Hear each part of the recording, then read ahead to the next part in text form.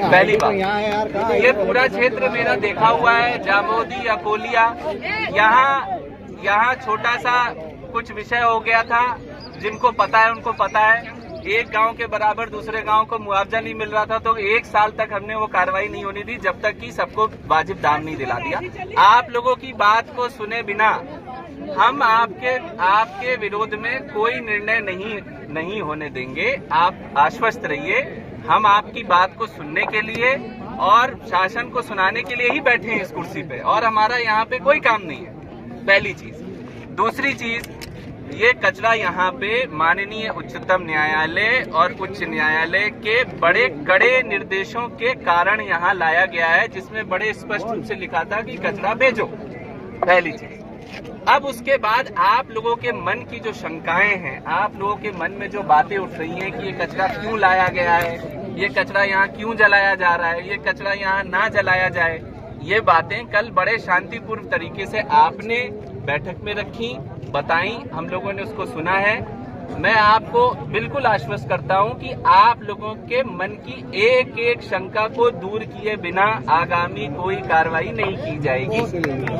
दूसरी बात, आप लोगों को मन में कोई संदेह ना रहे, इसलिए मैं बताना चाहता हूं कि 1 इंच सुन लो बात कर। आज के इस वक्त तक 1 इंच कचरे का टुकड़ा नहीं जलाया गया है। वो कचरा अभी भी वहाँ केवल ट्रांसपोर्ट किया गया, उसका कोई निष्पादन अभी आज दिनांक तक नहीं किया गया है। और जब तक आप लोगों की एक एक शंका को दूर नहीं कर दिया जाएगा, तब तक उसका कोई निष्पादन नहीं किया जाएगा। बट मेरी एक बात सुनो, हम और आप अपनी बात रख रहे हैं स्वास्थ्य के लिए, अपने बच्चों की चिंता करने के लिए, उनकी भविष्य की चिंता करने के लिए। आपका ऐसे सड़कों पे बैठना, यहाँ से कोई एम्बुलेंस निकल रही हो, उसमें कोई माता बहना की भी डेथ हो जाए कि वो अपने अस्पताल तक ना पहुँच पाए, उसकी जिम्मेदारी कौन लेगा? इसलिए मेरी बात मानो, सुनो मेरी बात मानो। इसकी आवश्यकता तब पड़ती है जब हम आपकी बात ना सुनो। हम आपके साथ जमीन पर बैठ जाएंगे, आपके घरों में आएंगे, आपके साथ चाय पियेंगे, आपकी बात सुनेंगे। आपको ये करने की कोई आवश्यकता नहीं है। हमारे लिए बड़े दुख की बात है कि हमारे होते आपको क्यों बैठना पड़ गया। बिल्कुल मत बैठिए, मेरी बात मानिए। अब देखो, 100 लोग तो अपनी बात नहीं रख सकते, किसी न किसी को तो प्रतिनिधि के रूप में बात रखनी पड़ती है। जैसे कल रखी गई, उसकी पूरी सूची बनाई गई। जैसे ये प्रश्न आया है कचरा क्यों लाया गया, ये हमें बताया क्यों नहीं गया, तो हम सबका जवाब दे रहे हैं। लेकिन इस प्रकार से जवाब देना संभव नहीं है। ये जनतंत्र है, जनता की आवाज सर्वोपरि है। आप लोग निश्चिंत रहिए, आपकी सारी समस्याओं का निराकरण होगा, तभी हम आगे बढ़ेंगे। लेकिन सुनो मेरी बात, सुनो कानून व्यवस्था। भाई आप लोग हल्ला प्लीज मत करिए, मैं कह रहा हूँ कि शांति से बात करने का प्रयास करिए। व्यवस्था को हाथ में लेने से बाद में केवल अफसोस और केवल नुकसान होता है, और कुछ नहीं होता। पत्थर हाथ में उठाने से युवाओं का, आपका भविष्य, माताओं बहनों का भविष्य नहीं बनेगा। आपके जनप्रतिनिधि बड़े व्यवस्थित और बड़े अच्छे से आपकी बात को रख रहे हैं, रहेगा।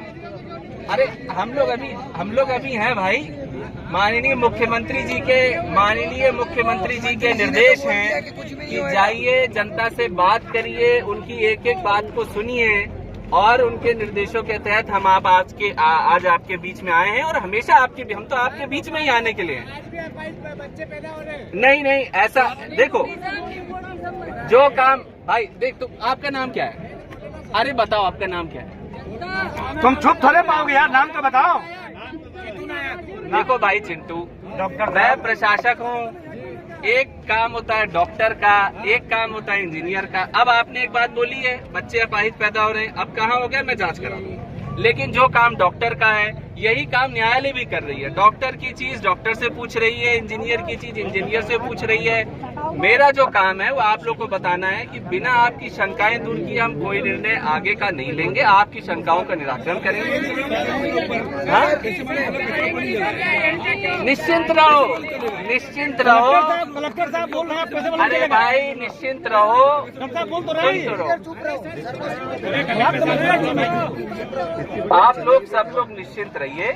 आपके बहुत ही जिम्मेदार जनप्रतिनिधियों के माध्यम से हम आपकी सारी बातों को सुन करके ऊपर तक पहुंचा करके एक एक चीज का निराकरण करेंगे। चक्का जाम मत करो, अभी किसी की जनहानि हो जाएगी, किसी की माल हानि हो जाएगी।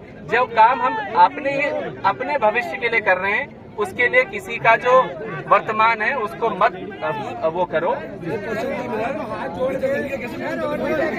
अरे